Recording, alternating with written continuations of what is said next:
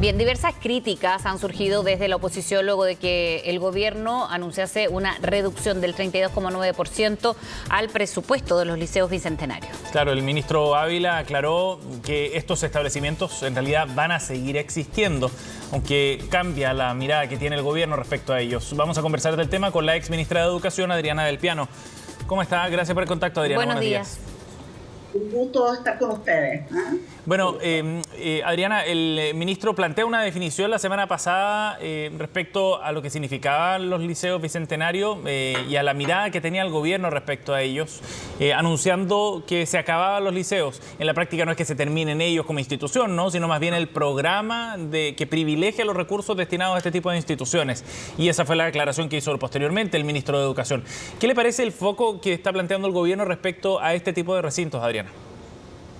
Mira, yo creo que si nosotros miramos la historia de la educación media en Chile, han habido muchos programas a lo largo de los distintos gobiernos que han buscado fortalecer la respuesta de la familia, de los niños frente a esta educación media. Existió Monte Grande, existieron muchos programas de apoyo.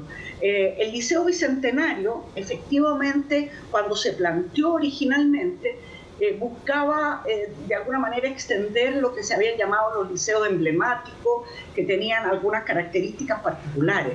Pero con la ley de inclusión y con todo lo que fue la reforma, los liceos bicentenarios adquieren sentido solo y cuando realmente son liceos más experimentales, en los cuales lo que ahí se invierta, o los recursos, o el tipo de innovación pedagógica, pueda alimentar a otros establecimientos, es decir, sean pivotes de otros establecimientos. Lo que yo entiendo es que si nosotros miramos cuando surgieron los liceos, partieron con 60 liceos. El primer año casi no hubo presupuesto para estos liceos, que fue el 2010, cuando Lavín era ministro de Educación.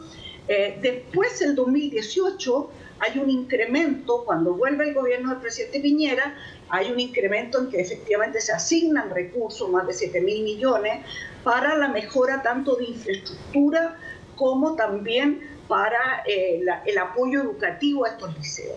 Hay que pensar que esto abarca a un porcentaje bastante menor de los estudiantes secundarios. El grueso, casi 1 millón de estudiantes, no son parte de los liceos bicentenarios. Y lo que hoy día es el programa, hoy día la ley te prohíbe seleccionar niños y te prohíbe cobrar copago. Eso se estableció ya en el gobierno del presidente Bachelet. Por lo tanto, lo que ha habido es un apoyo para infraestructura y un conjunto de materiales educativos y de pautas de evaluación de estos liceos.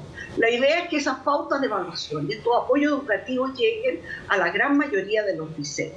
Sin embargo, los convenios que se han establecido con cada uno de los 320, me parece que son hoy día los liceos bicentenarios, lo que yo entiendo es que se van a cumplir completamente. No va a haber nadie, ninguna comunidad educativa que se quede en ¿Adriana? El aire o que sienta que perdió algo. Adriana, pero de todas maneras esto significa un cambio de lógica, ¿no?, respecto a cómo se entregan o distribuyen los recursos entre los distintos recintos educacionales, ¿o no? Bueno, yo creo que la gran lógica ya se estableció en el sentido de decir, mira, aquí son los padres los que eligen el colegio, no los colegios los que seleccionan o descreman, como se llamaba, a los mejores alumnos de determinados colegios. Son los padres los que postulan a 8, 10 colegios, los que sea, hasta que queda su hijo en alguno de los que ellos han preferido. Eso es así, esa es una política que se estableció, y por lo tanto los liceos bicentenarios de alguna manera son buenos establecimientos porque hay una cierta mística en ellos que ojalá se estuviera en todos los liceos, pero no hay necesariamente una política específica distinta. Lo que se trata es que todos los niños que asisten a los liceos, a la educación secundaria en Chile, tengan realmente las oportunidades, que mejoremos la infraestructura de todos los colegios y no solo de un puñado de ellos porque firmaron un convenio. Los que están firmados se van a cumplir, pero la política hacia el futuro, entiendo que de este gobierno, es no continuar llamando a concursos. Claro. De hecho, De hecho, desde el 2020, que era el gobierno anterior, y el 2021 pudo haber llamado a más colegios, ya no lo hizo, ya no lo hizo. O sea, esto se quedó el 2020. Sí, sí, ha sido un proceso gradual. Ahora, cuando el ministro Adriana dice que no es que desaparezcan, respondiendo a las críticas además de esta decisión, es que va a seguir siendo respaldado por el Estado. Ahora, ¿no será también importante especificar, porque finalmente en la educación sabemos que con recursos se va mejorando, más allá de que sean todos los establecimientos, pero no se generaliza que este respaldo va a ser para todos, sino que en los liceos bicentenarios, porque sabemos que donde hay recursos hay mejor infraestructura, claro, hay quizás menos deserción por diversos otros elementos, todos son puntos que van relacionados. ¿Se ve clara esa señal por parte del Ministerio de Educación? Yo creo que la señal, desde mi punto de vista, yo no quiero comprometer al ministerio en esto, es mi opinión personal. Yo nunca fui partidaria de los liceos bicentenarios por la exclusión que producía. Voy a poner un solo ejemplo. En Renca habían dos colegios, dos liceos, uno se llamaba Cóndor Sur, Cóndor 1 y el otro Cóndor 2. Uno de ellos pasó a ser bicentenario. ¿Cómo se siente el niño que en vez de ir al Cóndor bicentenario va al otro cóndor, por decirlo de alguna manera? Este es el privilegiado y este otro no es el privilegiado. Esa no es la educación que Chile requiere ni que necesita. Por lo tanto, yo creo que los compromisos se cumplan, eso es parte muy importante, que no se vean afectadas las familias que creyeron en este proyecto, pero tampoco puede transformarse en la política pública para la educación media. Yo creo que más bien debieran ir mutando a ser colegios experimentales, es decir, tener apoyo en la medida que son capaces de innovar, capaces de y después generar políticas que puedan escalar al resto de los establecimientos. Hoy día, un padre de familia puede escoger cualquier liceo para sus hijos, cualquiera. Esa es la verdad. Ya se eliminó el copago en la gran mayoría, solo queda un pequeño cantidad porque todavía la subvención no ha subido suficientemente. Y quiero decirle que pese a todas las restricciones económicas, este año en el presupuesto hay recursos para más infraestructura y sobre todo para el FAEP, que es los fondos para apoyar a la educación pública. Adriana, ahora, desde el gobierno anterior, el exministro de Educación Figueroa y quien estuvo a cargo también de los liceos bicentenarios plantean que esta estrategia sí dio resultados en sentido de que mejoraron los puntajes, por ejemplo, en las distintas mediciones de este tipo de recintos, que la lógica de generar un incentivo, por la vía me refiero, incentivo de acceder a mejores recursos, estaba generando beneficios para los propios alumnos y que eso también se reflejaba en la demanda por cupos para este tipo de recintos.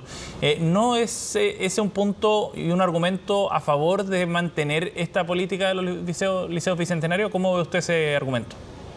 Mira, nosotros sabemos hoy día que si tú tienes una selección de alumnos, por una parte, tienes un nombre atractivo, Liceo Bicentenario es un nombre también atractivo para la familia, y le ponen más recursos, pasa con los colegios particulares pagados, tienen más recursos, tienen también mayor capital cultural, etc. Yo no digo que no sea una política que haya logrado determinados logros, valga la redundancia, pero lo que sí creo que es un programa que requiere una buena evaluación.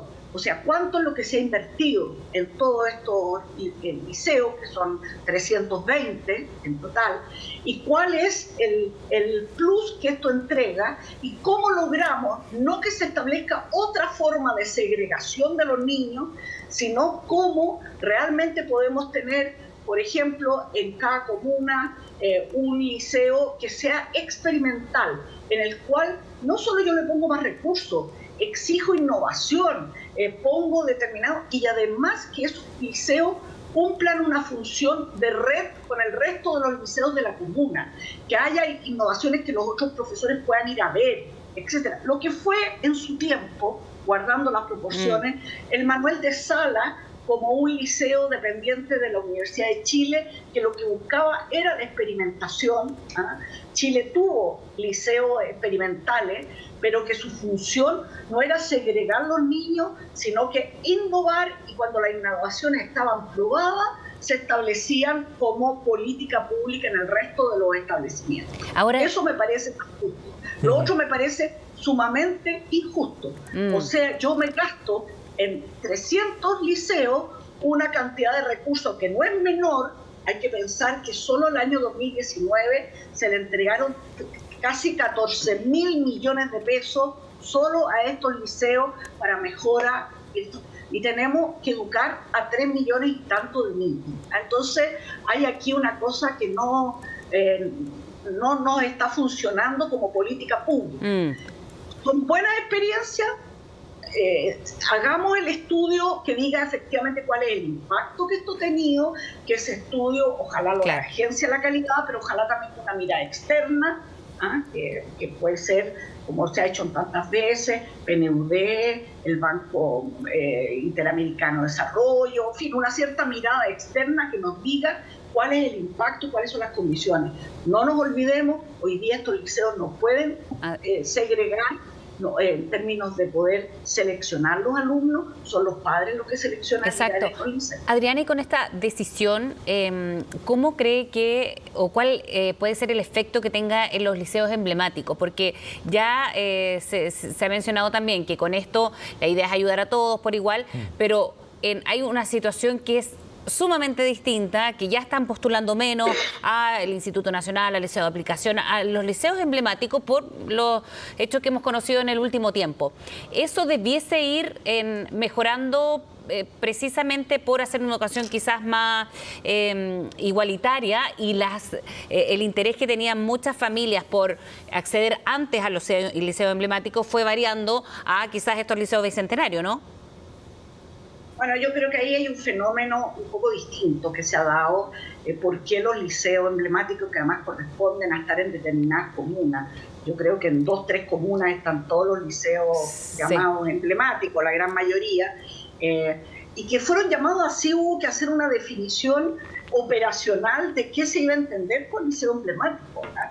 Porque tú podías considerar que el liceo emblemático era, no sé, el Liceo de La Serena, el Liceo de Osorno, en fin, por su antigüedad, por la calidad académica, etcétera. Pero hubo que hacer una definición operacional de haber estado siempre entre los primeros cupos, haber tenido un porcentaje de egresados que encontraban trabajo en el primero, segundo, entraban a la universidad, o si eran técnicos profesionales encontraban trabajo. Hubo que hacer una definición. Yo lo que sí creo que en la medida en que todo el sistema educativo se traslade a los servicios locales de educación, creo que este trabajo en red, el apoyo que pueden dar colegios con más experiencia versus colegios más jóvenes, más nuevos, en fin, puede darse una situación virtuosa que creo que puede mejorar la situación educativa de la gran mayoría de los niños y no solo de un puñado de ellos. Bien, Adriana, muchas gracias por conversar con nosotros esta mañana para seguir profundizando en este debate. Gracias, Adriana. Bueno, gracias a ustedes. Hasta luego.